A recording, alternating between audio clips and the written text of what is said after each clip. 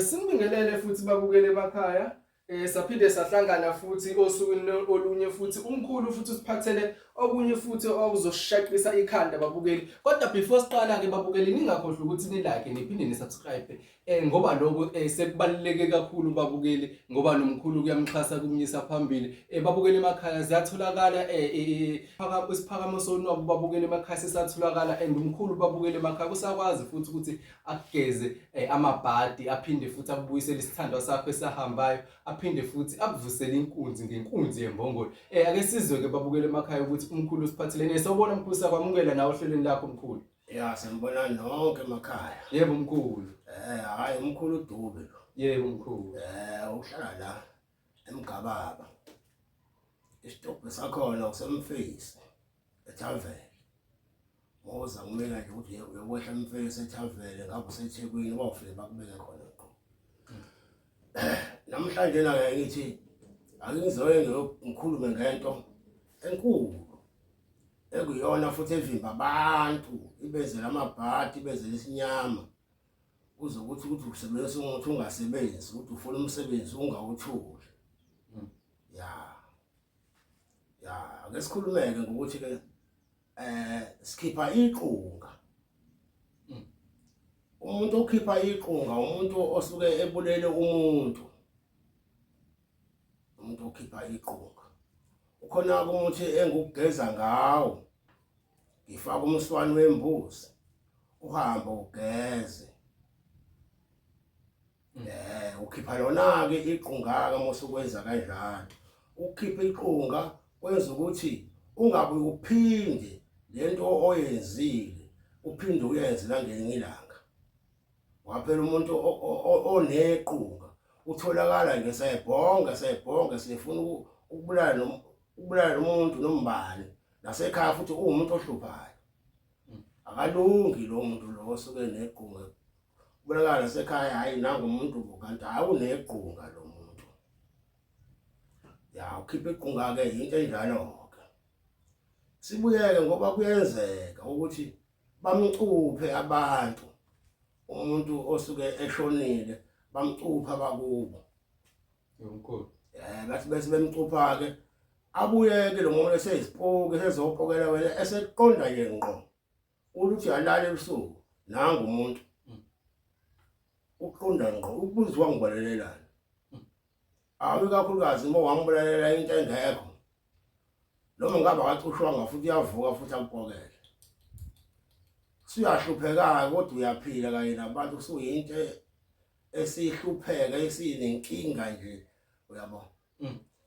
Ukhona futhi ke lo muthi lo engwenzayo ukunika lo muthi lo nempila iyasebenza lapha empila ngamafutha omhlaba. Amafutha omhlaba ke wona ke aphambili ekukhipheni lezi zinto. Ukunika lo muthi ngithi hamba uye engqumbini ufike le engqumbini ugezele phezulu kwayo uthi mawugezela phezulu kwayo usho ukuthi hayi ngiyangilana nje ngizocasha nangu umuntu ongihlaselayo ufuna ukungibulala uyangiqhinya ebusuku manje ngizocasha la kuwena futhi ugezele phezulu kwakhe insila yakho isale la negazi lakho likhona engilikhiphayo elizosala khona lapho ukuze athi lo muntu umehlasela ezinsila yakhe ilapha entabeni engqumbini ahamba engqumbini ethi uhlasela wena uyafika lapha engqumbini ivuke lo bahlasela bobabili mase yabotha ashuthi ayisekho le ndaba bese ephinda emuva. Iyona ke le nto ngoba izona zonke izinto lezi ke edala ukuthi umuntu athi nginesinyama nginaloku akuvumi ngiyawusebenzisa umuthi awusebenzi. Yebo mkhulu. Kanti isona lesimo lesokuthi walimaza. Kubuye kuphindeke futhi ke kube nabanye abantu ke abasuke babathakathi ke ababhanisela ngesipoki esizohamba nawe nje ungavanga umbulale lo muntu ungavanga umenze lutho. Ahlale phezulu kwakho nje umuntu ahlale phezulu kwakho lo muntu.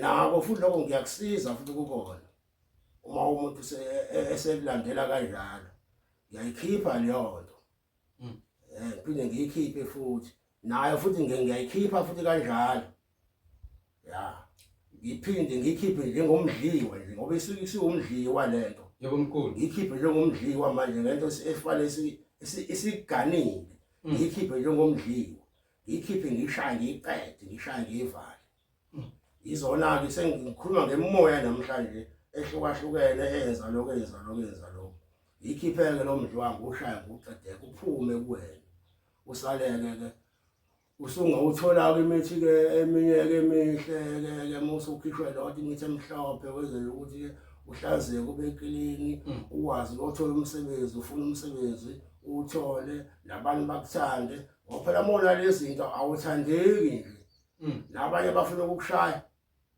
noma unothuku kuwena njengesebe nothuku kuwena nje yilo wamuntu uthi phinda phela ubulala ngoba nami wangibulala yebo mkhulu ingakho ke manje lokuthuku selithe ngikula kuwena sekufuna uhlezi ubulala ungenzanga lutho nje ukusuka umuntu nje afuna ukukuthokoloza awu nawe usiyabotha ngithathe nakumbese umgwazi suze lokubala abantu bazibe baningi kanti uma ukhishwe iqunga waze ukhishwa wakhishwa naye tuzo kwakho asuke tuzo kwakho uyasuka tuzo kwakho kodwa ke ngaloko ke kusuke kulokhu kwasemhlabeni mina engisuke ngikwenza icala lakho lithetha phela ezulwini hayi ukuthi sokuphelile kodwa ngisekuvikela la emhlabeni nje kuphela kodwa ezulwini kodwa icala lakho lithetha ayike sobona ukuthetha kanjani ngazi wena uzothini waphela ukubulala lokho akuyona into enhle yebo mkhulu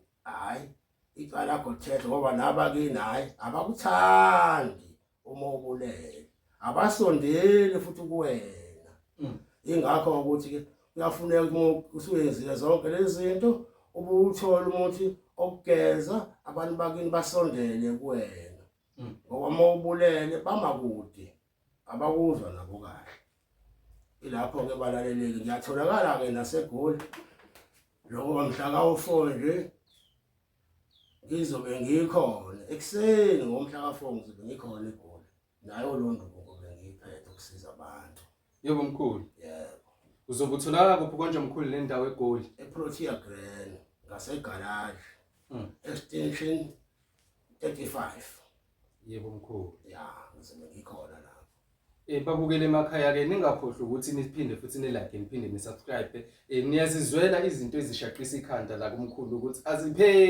azipheli unokunye futhi azosiphathela kona babukele emakhaya sizohlangana futhi ngesikhathi esizayo mkhulu ake sivaleliseni mkhona manje nisale kahle balalele inkosi nibusise nonke yebo mkhulu namhlanje siphathele iqunga yebo Ngomsolo ngikhoma ngithelayo.